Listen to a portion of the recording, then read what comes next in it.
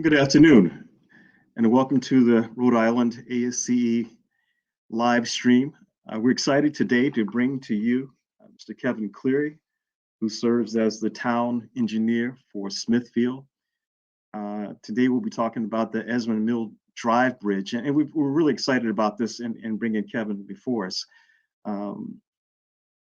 Kevin's background includes getting his BS in environmental engineering from Roger Williams. He's a professional civil engineer.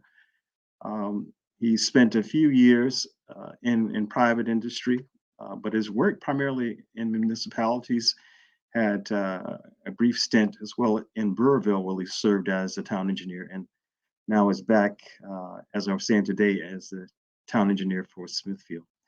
I'm not going to waste any more time. I'm going to bring him to you at this point, and we welcome Mr. Kevin Cleary.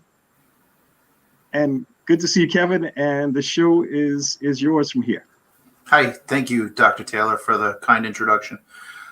Today, I will be broadcasting and showcasing the town of Smithfield Esmond Mill Drive Bridge Replacement Project on behalf of the community, and further showcase some of the highlights and programmatic requirements that went into the replacement of this bridge, aspects of timing and budgeting, planning, construction, bidding, and basically overseeing the project as from a management point of view from start to finish. As Dr. Taylor has mentioned, I've been with the town of Smithfield as the town engineer since 2007, and have worked on and off with the town of Smithfield for the last 20 years. And in doing so, have obviously gained quite an array of experiences with varying degrees of engineering field breadth. But thank you, ASCE, for having me on board today, and thank you for taking the time to showcase Smithfield's infrastructure improvement projects. We certainly have plenty more to demonstrate, and we've had a history of doing this over the last 15 years or so, bringing quality projects and good infrastructure upgrades that are well planned out. So without further ado, I'll present the Esmond Mill Drive Bridge project. For anyone who is unaware where Smithfield is, it's obviously it's located in the north central portion of the state of Rhode Island. The Esmond Mill Drive Bridge project is located on the southeast quadrant of the town along the Woonasquatucket River, and can further be seen with a location map as identified on the screen. Along parts of Esmond Mill Drive, Route 104 is Waterman Avenue and Farnham Pike, which runs in a northerly-southerly direction from Providence to North Smithfield. Esmond Mill Drive is located about a half a mile into Smithfield, outside of North Providence. And it spans the Woonasquatucket River, which also flows from north to south and eventually into the Narragansett Bay. Some of the features of Esmond Mill Drive are it's a dead-end access to parts of the former Benny's Stores warehouse mill that was their central distribution mill for a better part of half of a century. And it also services as the primary access to the town of Smithfield's wastewater treatment facility. The treatment facility is a 3.5 million gallon per day facility, and it serves a population of about 8,500 connected buildings to the sewer network. So the primary objectives of the bridge replacement project were brought upon the town through the state of Rhode Island in 2016. And during that period of time, there was some significant structural deficiencies found with the existing bridge, which was a 24-foot wide jack arch style construction bridge mounted on loose stacked and surface mortared stone wall abutments. Circa 1930s is the estimated time of construction of the original bridge, so it had more than served its useful life. Um, Having received the Rhode Island Red Book to basically give the bridge rating a poor rating and in need of replacement, the town of Smithfield seized the opportunity to replace this as soon as possible, because it was incumbent upon the operation of the town's wastewater treatment facility with no other means of access to the plant for long-term access perspectives. So it was important that the town of Smithfield replace this bridge as soon as possible. Planning right away in 2017, the town started, or this office started making capital improvements budget requests to include this project for long-term replacement over a 4-year period and build capital improvement funds over that period of time to programmatically build up a sufficient budget to predictively replace it without overburdening any one particular single municipal budget as a large expense. So we were able to at least build up a pool of funds over a period of time and then use those funds collectively at one point to replace the bridge. We had an estimation that it was going to cost about $1.5 million to do so. So we started planning financially in 2017 and into 2018. During 2018, we compiled a request for proposal, request for qualification to retain professional services of an engineer, a structural engineer, to help us design and permit said bridge, and gave them some of the list of criteria that we wanted to include on the bridge design and its eventual construction. For this task, we budgeted $125,000 up front, and subsequently in April, after a rather long RFQ process, which started a year earlier in 2018, we successfully hired a professional consulting engineer, Green International Affiliates, to help us with the design. And you can see the fee didn't exceed $125,000 below. So once Green came on board, they helped us with preparing design phase services. They were a great firm to work with, very progressive and very advanced with their techniques, and they brought in a lot of simplicity to the design elements to help move this project along efficiently. You can see some of the design plans that finally came together in 2020, as they're dated below over here, the contract plans of 2020. Some of the engineers that were on board as the project managers for Green International compiled these plans, and after months of survey and design and meeting with stakeholders and other permitting agencies to ensure that our design was sound and met all the requirements environmentally and structurally, the plans finally came together in June of 2020. Prior to that, there was also other budget requests that were made annually in 2018 and 2019 to supplement construction funds, which would eventually be spent to further build budget associated with this project. Some other difficulties that came up along the way during design was temporary access for the wastewater treatment facility operations and deliveries and chemicals and treated solid wastes, those types of things that needed to be factored in. So we were able to obtain a temporary use agreement with the former Benny's warehouse mill owners and gain access through an existing sewer easement and expand that right of access through temporary use agreements, and those recordings were legally set up to do so.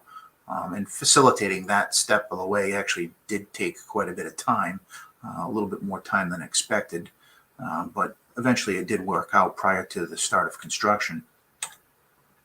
And you can see here I've just included a couple of budget snapshots from our capital improvements program of 2017 to 22, which included some earmarked funds and kind of a layout of expected costs. ranging at that time, we estimated early on that it was going to cost $1.7 million to replace. And then in the next cycle of capital improvements plan, which is dated 2019 to 2024, we refined those costs a little bit more as we saw inflation and increased pricing starting to become a larger concern, and contemplate the notion of borrowing some funds from the Rhode Island Infrastructure Bank to replace this. So during that period of time in 2019, we upped the budget to $2.5 million to be proactive.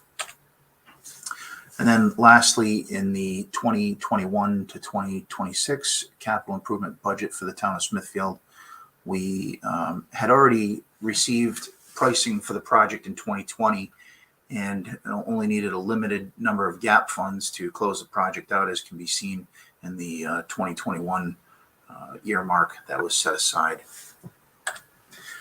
So in July of 2020, we eventually ended up going through the bid phase late 2019 and into 2020 to hire a construction contractor to replace the bridge after Green International had prepared plan specifications and estimates that led us into a total construction budget, as can be seen below, which dialed us in about $1.5 million, which was well within our means and our available funds to do so, and successfully pull this bridge's replacement off in short time without any outside funding sources or having need to borrow funds that we'd have to pay back later on with interest, of course, and also significantly eliminated a number of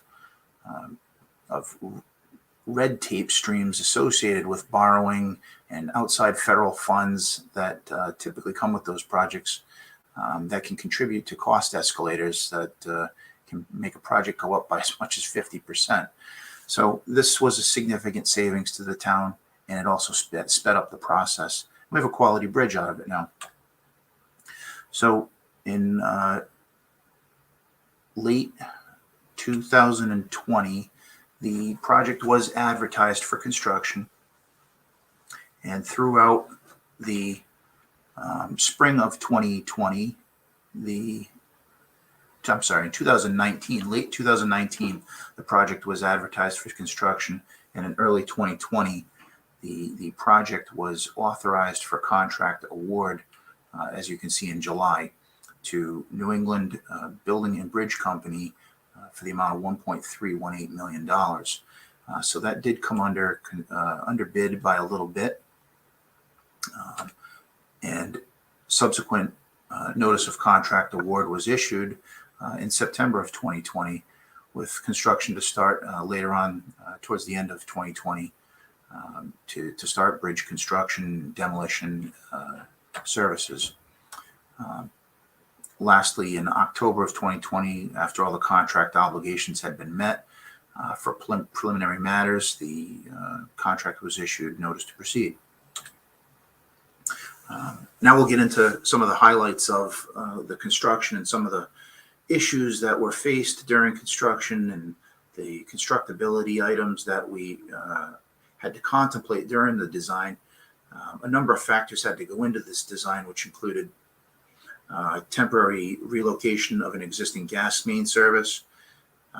We wanted that building in the background there on the top photo is a sewage pump station. We also wanted to factor in provisions on this bridge replacement to carry a spare conduit across it for future use for sewer pumping needs in the event that the line that goes under the river that services that pump station fell short, was compromised, or could not meet future sewer demand needs. We had a means and a way to upgrade sewer service and capacity in the system and get across the river divide.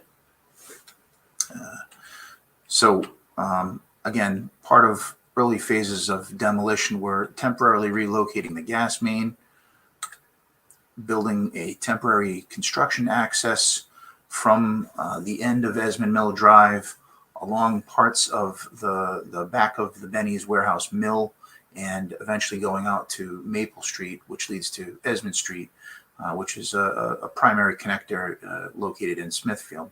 And you can see some of the construction elements associated with building the temporary road so that we could safely maneuver large 54-foot tractor-trailer trucks to and from the wastewater treatment facility, which is over on the right here to the right of the backhoe unit. Once all the temporary construction provisions, temporary access, and utility relocation efforts were put in place, demolition started in the early part of 2021, which was about a year ago. And you can see some of the elements associated with the previous, predecessing bridge. There was this jack arched style structure, which are just basically I-beams with corrugated metal, 2-foot diameter corrugated metal half sheets installed with concrete poured above. And there was limited rebar included in the old structure, but not much. It fell apart relatively quickly, and believe it or not, this outside cord, the southerly cord, the downstream cord, it actually fell off during construction right into the water, as can be seen in this latter photo here. It just completely crumbled and fell apart. It's quite amazing that vehicles were still accessing the bridge, and we're lucky to have replaced it when we did. The abutment walls were also coming apart pretty rapidly as well during the construction removal process. As the jack arches were removed, the abutment walls started to basically disintegrate and fall apart because all they were was loose stacked stone rubble with patches of mortar in between joints.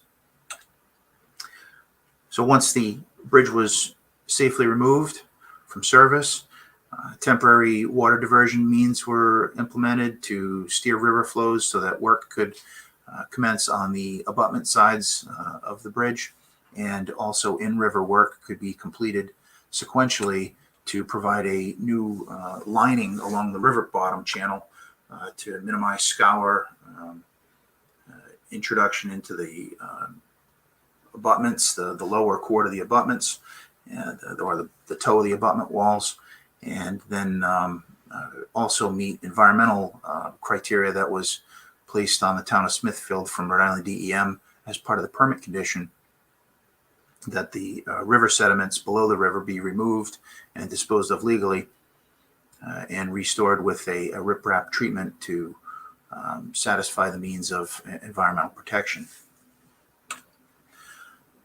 Once that in-river work was completed, the project went into construction phase to rebuild the existing abutments, the new abutments. You can see the old abutments were to remain in place. There's some right here, and there's also some on this side as well. And a sheet piling, H-pile system was put in to permanently support the new bridge the new bridge abutments that would eventually get installed. And you can see in this photo right here that there's a crane driving sheet pilings in with vibratory means.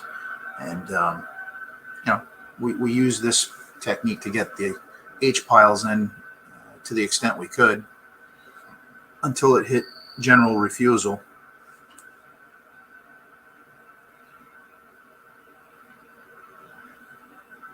And this was really probably part of the funnest part of the project, was getting the heavy civil work done, the in-river work, so that we could really get out of the ground. And then once the H-piles were set up and put in series, pile driving occurred to drive those piles down even further into the ground till they hit a point of refusal and the tip elevations could be satisfied. And you get the general gist of sheet piling. It's pretty loud. Pile driving.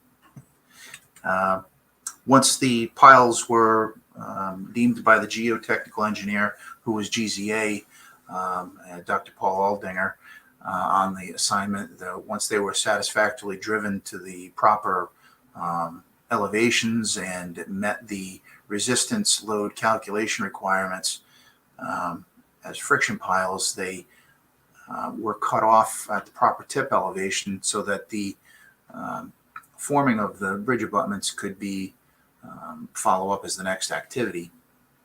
And you can see down here in this photo, there's a construction contractor cutting off the tip pile, the pile elevations accordingly, and then removing the temporary structure that sleeved them in according to their dimension requirements. You can still see the former abutment stone wall remnants left. This would become problematic later on during construction, and I'll get into that a little bit further.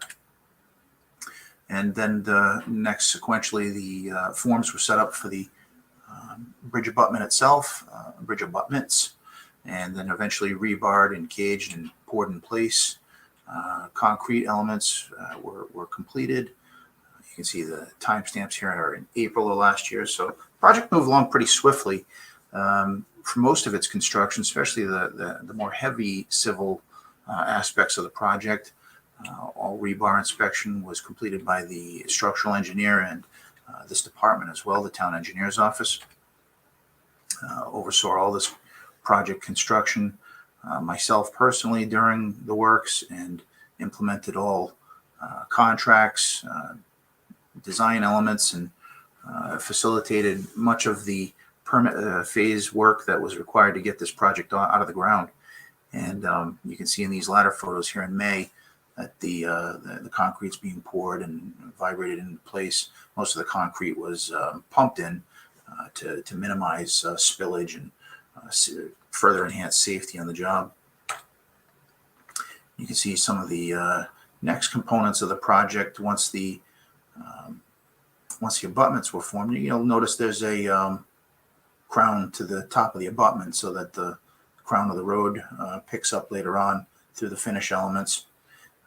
Precast box beam elements were brought into the site and to finish the span, and then those precast box beam elements were then later post-tensioned to meet the post-tensioning requirements to make the post-tensioned deck slab one continuous unit. That's pretty typical for this type of construction. And you can see some of the ladder beams going into place with the back wall rebar still protruding up, and then the parapet rebar elements appearing on the sides. Those were actually formed into the box beam structures, and you can see that later on down here on the right photo. And what's occurring in this photo is the grout placement in between the precast box beams, and that occurs prior to post-tensioning. And then you can see just another general snapshot of ongoing work during the operation. Then placement of the, once the post-tensioning occurred of the deck system, the deck slab was prepared, rebar cages set up and poured in place. And you can see here there's a wet curing. All this concrete was wet cured by the contractor. They took good care to take measures to prohibit drying out of concrete, and they wet cured all the poured in place concrete elements for 28 days prior after the pouring of those elements, which really brought up the compressive strength of all concrete tests well above and beyond the required limits. In this photo on the right, you can see the curb setting, and then all the approach slab setting with the steel cage mats associated with those. And it's on both sides of the bridge. There's the approach slabs. There's 2 layers of rebar. It's approximately a 10-inch thick approach slab, and those poured in place elements were done towards the middle of July, and the parapet walls where the railings would go were also done around this time, and you can see the curb sets put in place. And then in the latter part of July, the end posts for the bridge railings and guardrail terminations were poured in place rebar formed up, poured in place with chute style concrete. And as we got into September, the project did tend to slow down a little bit. It seemed like some of the elements unfortunately slowed down a little bit during this time. And you can see the poured in place end posts have been, forms have been removed. You can see the permanent utility brackets along the downstream side of the parapet. That's a spare sewer conduit, and the gas utility would eventually go on top of it, as can be seen in this next slide. That's the permanent gas line relocation. And that came as a betterment aspect to this project. The gas main was an important part of the project because we facilitated the cost of the betterment to the gas company to include a gas main replacement across this bridge as part of our project costs. And in lieu of doing so, the gas company agreed to come in and replace the existing gas main down the entire length of Esmond Mill Drive and provide a free service to our wastewater treatment facility, which we're presently not serviced by natural gas. We're on number 2 heating oil. So that came as an offset benefit to the project, and a mutual agreement of negotiated terms and conditions with National Grid Gas. So that proved mutually beneficial to both parties. Later on in September, bridge elements included installation of the guardrails, the tie beams, and the railing systems across the parapets. And you can see here they're starting to pavement preparations and final preparations are starting to occur here. The leaves are changing. So we're into October, and you can see the asphalt disruption that's occurred on the left side of the left photo all the way down to the end of Esmond Mill Drive. That was the gas company. So they came in during this period of time while the contractor stepped away for a little bit, and they completed. Hi, Kevin. Yes. I've got a question for you. Sure. How is the guardrail designed? Is that a tested system, or is that designed for calculation for vehicular loads? Mm-hmm. It's designed. Green International designed that for impact loadings. Just calculations, no testing or anything like that? In field testing? Yeah, yeah, either it's a standard system or is it something that's custom? Well, I mean, it's obviously custom to this job, but it was structurally designed by the by Green's project engineer Michael Cruz, certified and stamped the approvals and the submittals associated with the materials that were employed on the job, and they were all specified in the contract book. The proper returns, tapers, the terminations, the loading points on the terminations into the end posts, all of those were per spec. And that is a designed system. That's not just an installed system. That meets the design elements associated with the project. I hope that answers your question. And the anchors are embedded into the precast system. Yes, fully embedded. They're rebarred into the system. They were poured in place and tied to the rebar associated with the end posts. Very good. Thank you. And same with the bridge railings themselves as well. Those are all design systems. I'm not too in tune with what the DOT requirement is or the FWHA requirement is, the numbers associated with those requirements, the ASTM numbers, but they do comply with it, and they were designed as such. And then you can see here in this photo here on the right, this is getting close to November, right before Halloween. They came in and put the membrane system down on top of the poured in place bridge slab, bridge deck, in preparation for paving. And then in November, we were able to get the bridge paved and fully completed paving by the just after Veterans Day, and get the project cleaned up and opened up to traffic so that we could close down the temporary detour route and remove all detour signage associated with that impact to the private landowner, the mill owner, from letting us use their facilities under the temporary nature. And this is something that, the town of Smithfield can be really proud in here. These aren't state of Rhode Island bridge plaques. These are town of Smithfield bridge plaques. And this is a bridge that the municipality can stand by and maintain and hopefully have it last another 80 to 100 years before its replacement is due. And something the community can be very proud of to stand behind.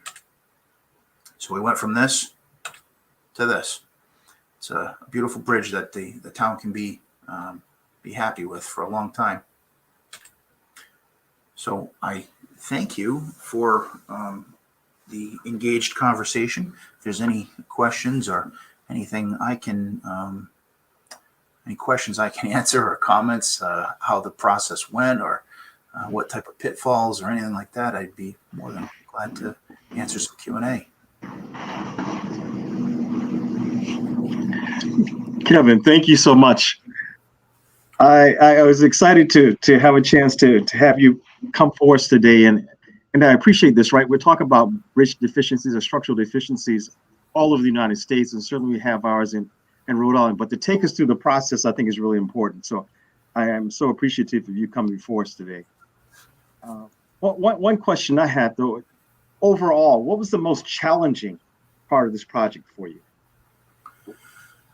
Well, the biggest challenge is always getting municipal buy-in and support from the local stakeholders, because it's human instinct to question the need and the funding and the ability to complete these projects. So getting municipal buy-in is always one of the largest hurdles, and it seems to be a monumental effort of getting planets to align for that to happen. Another element that's difficult to contemplate is being able to do these projects from start to finish. I think you get a better quality control out of these projects if you start it and if you finish it, and you get to manage over all the aspects that occur during its implementation, so that you can identify where mistakes have been made, or you can minimize those mistakes and correct them where they need to be corrected, so that they don't become cost overruns or change orders or contractual disputes later on where you're having to answer to stakeholders.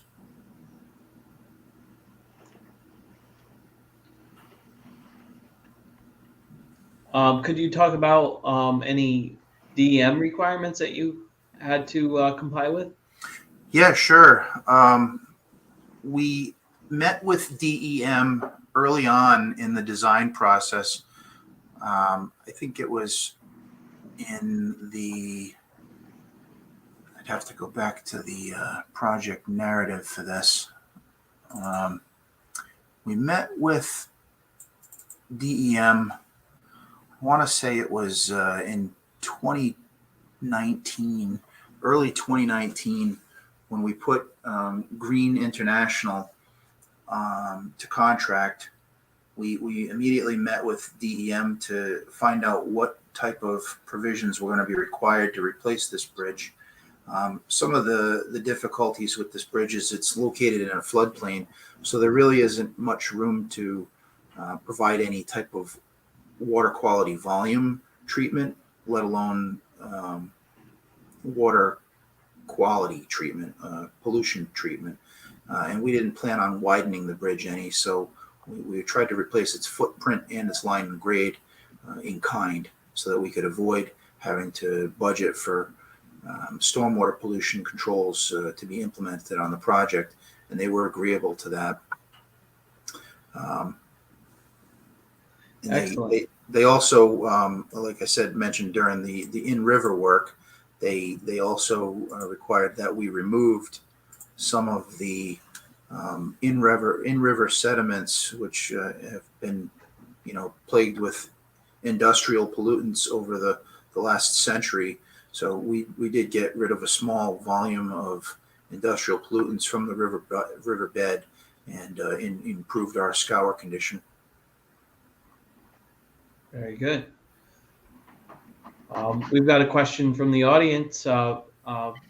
Bernard is asking, how many change orders, if any, were there on the project? That's a great question. We actually had 2 change orders on the project, and both of those resulted in credits to the town of Smithfield in the amount of $103,000, which proved pretty beneficial to the town. The bridge contractor came forth during construction and said, hey, I'd like you to take a look at the piling system. We had originally designed this project to include micropiles, a series of 20 micropiles on each side of the abutments. And the bridge contractor said, I could probably come in and do H piles on this job for much cheaper and save you, as you can see right here, a contract credit of $86,000. So after structural reevaluation by the design engineers and doing some geotechnical confirmations with the geotech, that change order was processed. Some structural provisions were included in that in the specifications to properly set up and facilitate that H pile setup, and it yielded a credit of $86,000 to the town. Beyond that, there was one other change order of $14,000. And I'm just trying to think back what this one was exactly.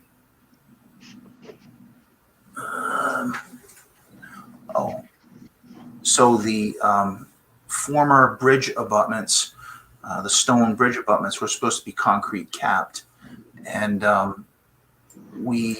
the contractor said, hey, look, rather than making us concrete cap all of this old abutment, which would be out into the river over here, can we rip-wrap line it and tie it into the channel lining that also goes underneath?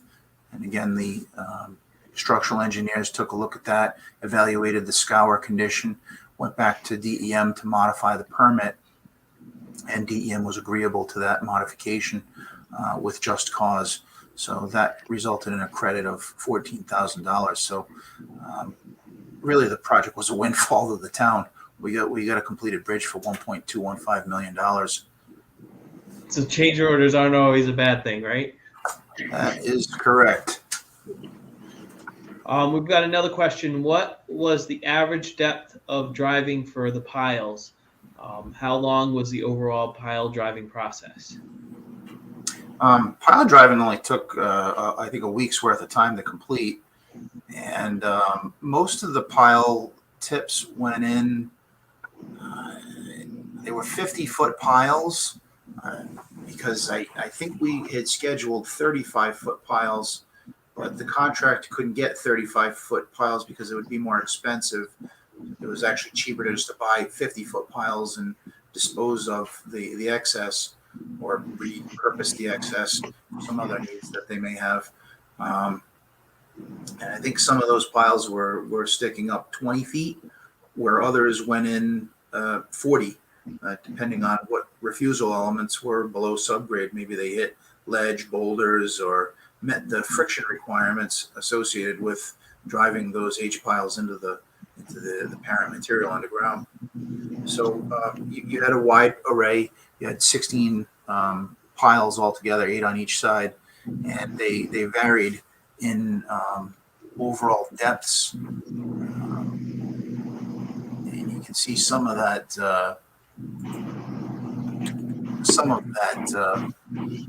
varying degrees of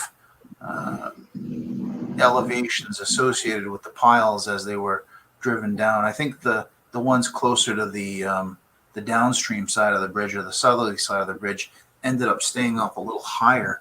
I think they just hit refusal and resistance requirements sooner. They did drive those things for quite a while at the insistence of the geotechnical, where we thought that we were going to start mushrooming the top of the H piles and deforming them, really. But they kept going until they met the resistance requirements. Bernard has another question. He says, that's awesome. He would like to know if you actively manage the project yourself or did you hire a CM firm? No, I did that all myself. I started this project from start to finish and oversaw. I've done this on other bridge projects for the town of Smithfield as well, where we can save a little value with hiring the design engineer to do key structural inspections, so that the forms and proper reports can be provided to DOT at the end of this, because it's still a bridge that qualifies under the federal inspection programs. So they have to prepare the loading reports at the end of this, which was all part of their construction phase assistance contract. But during construction management, I'm seasoned at this, so I was able to accomplish that task, and it was within my means to do so as a professional.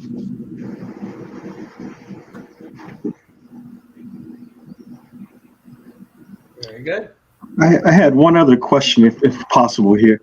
My background more so is transportation, so I'm always interested in the rerouting traffic. And to what extent did you have to reroute to allow for traffic to go back and forth?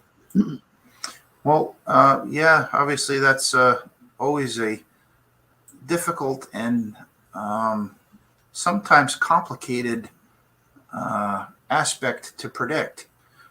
We set up our detour routes. Obviously, the road was closed at the termination of Waterman Avenue with Esmond Mill Drive.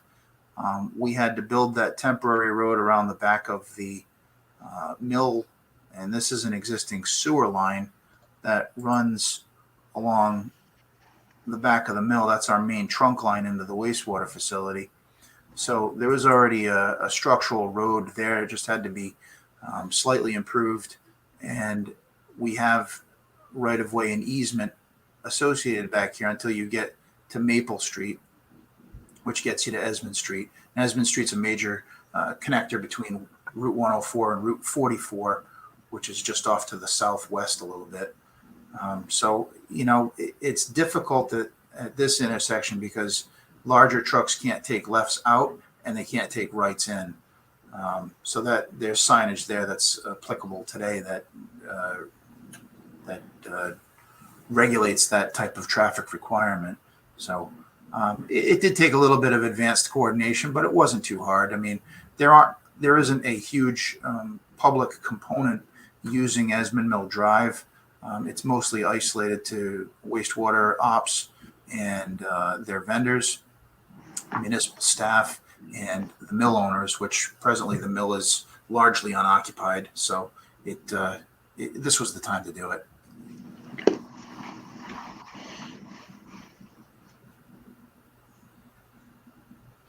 And, it's great being able to do these types of projects. I definitely got to give my mentors who taught me how to drive some of these projects, like Joe Casali and Richard Bernardo and Dr. Igor Runji, my predecessor, Richard Geldard, all good professional engineers that I've learned a lot from over the years on how to manage and drive these projects. I can't forget Kazim Farhaman, too, who was a chief engineer for the state of Rhode Island DOT for many years. He's taught me a lot on how to manage these projects and drive them forward to be able to oversee all the aspects associated with them. So I do have to owe them all a debt of gratitude.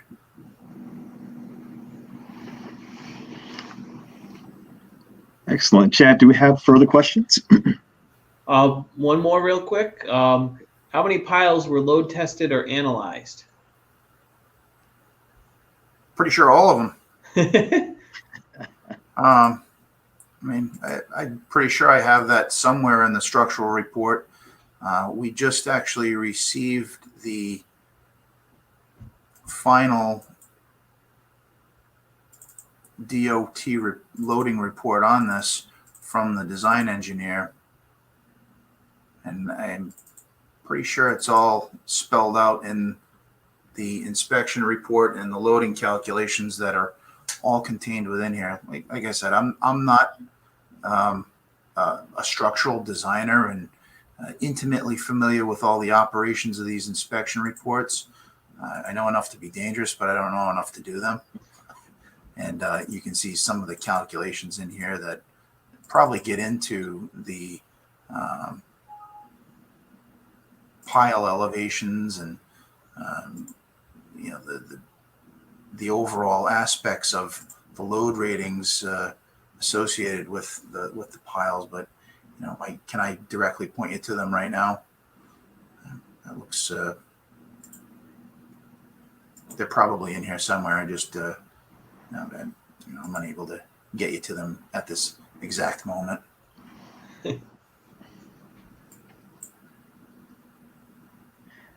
I guess one thing, we've completed this bridge, and maybe there's some other punch list items, but are there other bridges on deck, or what is your situation in the town of Smithfield? Great question. Yeah, well, a couple of years ago, we approached the Mountaindale Road Bridge in this same manner. It was a municipal bridge located just east of Pleasant View Avenue, which is Route 116, located over the Reaper Brook. We replaced that bridge several years ago, followed the same approach to replacing it, and did so with all town funding. And again, that project was on the same order of cost and scale as about actually it was under $1 million. We did that bridge for less than $1 million, and had a much better sidewalk on it. Pretty awesome sidewalk, to be honest with you, because it's a fishing area as well. Okay. And yeah, we hired Manafort Brothers to do that project. I think it came in just a hair under $1 million, with final change orders and everything that popped up on that project. And then the next project we have slated for replacement coming up is this project right here. This is a culvert system. It's a double barrel culvert. The two, I believe they're 5-foot diameter.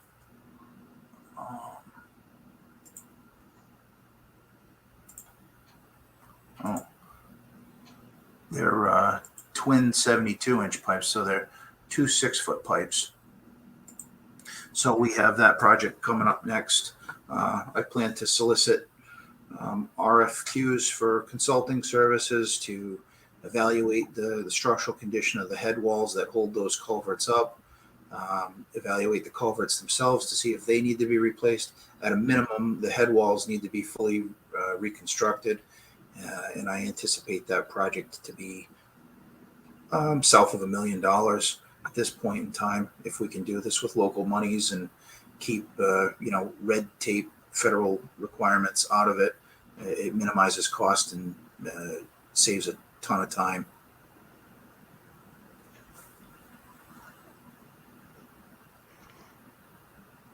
So that actually brings up one other thing, and maybe you mentioned, but I just want to be sure though, talking about this process, from the point that you submitted an RFP out to the world and then actually identified the contractor, what was that time frame like for you? When did we solicit the bridge construction to when we awarded? So when did you push out the RFP, and then how long did it take before you actually identify the actual contract?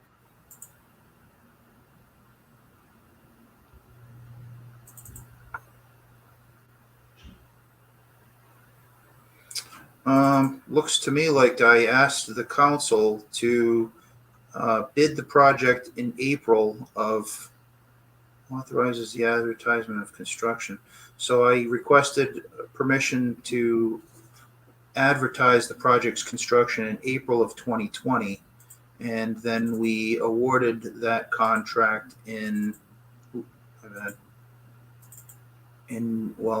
the council authorized the contract award in July of that year.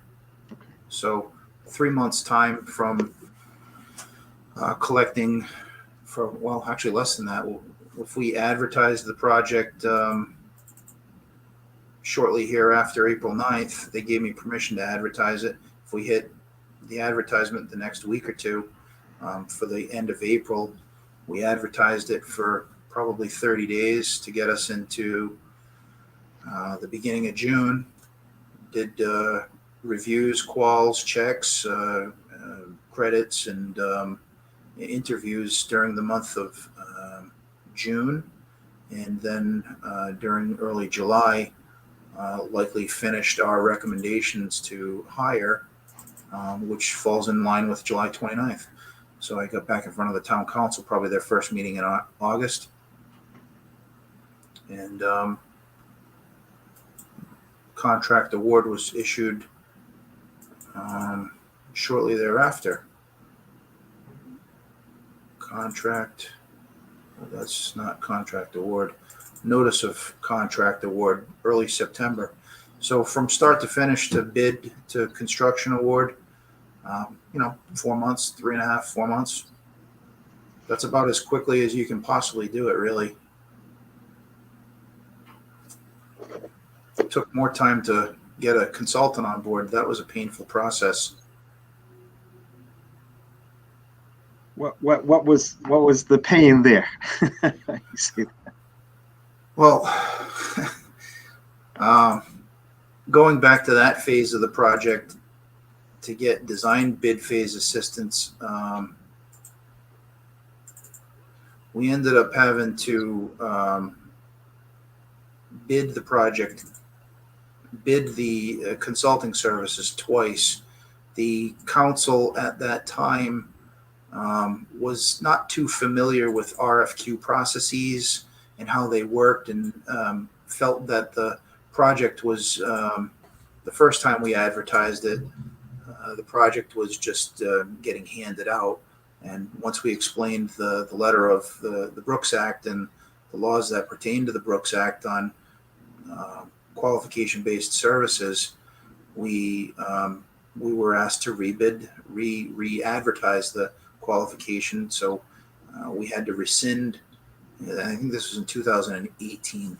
So I think in late 2017, I put together an RFQ, advertised it in the spring of 18, went through all the qualification-based selection processes throughout the summer of 18, presented a contract award to the council in the late summer of 18. They rejected and rescinded it, and made me re-advertise it again following the same criteria in the fall of 18. And I don't think I ended up getting the design contract authorized until the late winter of 19. So I kind of lost like a whole year right there doing that.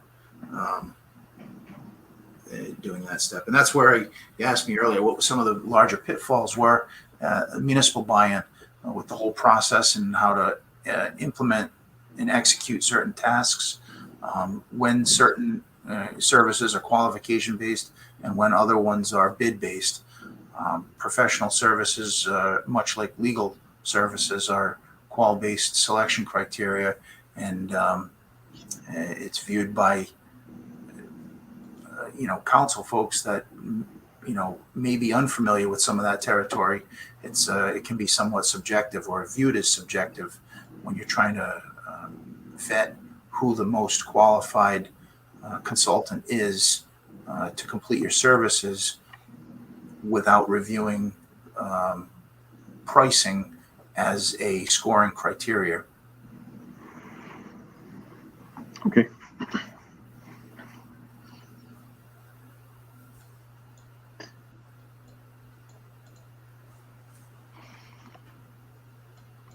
Chad, do we have any other questions at this point? No, I think that's it. All right. So again, if there are no other questions, I want to thank you again, Kevin, for taking time out to share this with us. I know how busy you are. I know we've had some short conversations and a really busy schedule for you, serving as a town engineer in Smithfield. So I appreciate your taking time away to do it. Anytime. I'm glad to help, and I'm glad to participate, and thank you for having me as a guest speaker. I'm humbled. Yes, thank you. And in your honor, we are donating $100 to the Rhode Island Food Bank. Excellent. And Chad, Go right ahead. I'm sorry.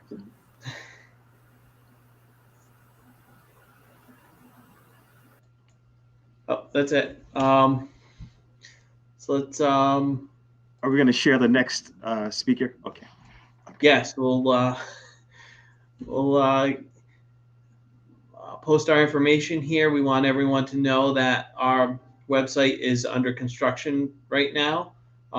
So we're excited when we relaunch it. You'll know about it, and you can stay connected with us on Collaborate and on Facebook. And Chris, if you'd like to talk about our next presentation. Oh, sure. So really excited about this. Dr. Dawn Lehman, I've had some discussions with her, and she's going to talk to us about the Champlain Towers collapse, collapse of those condo towers in Florida. So it should be a really fascinating discussion that she's going to bring to us on March 2nd. So certainly put that in your calendars and be ready for that. It should be a fascinating discussion. Sounds good. Thank you.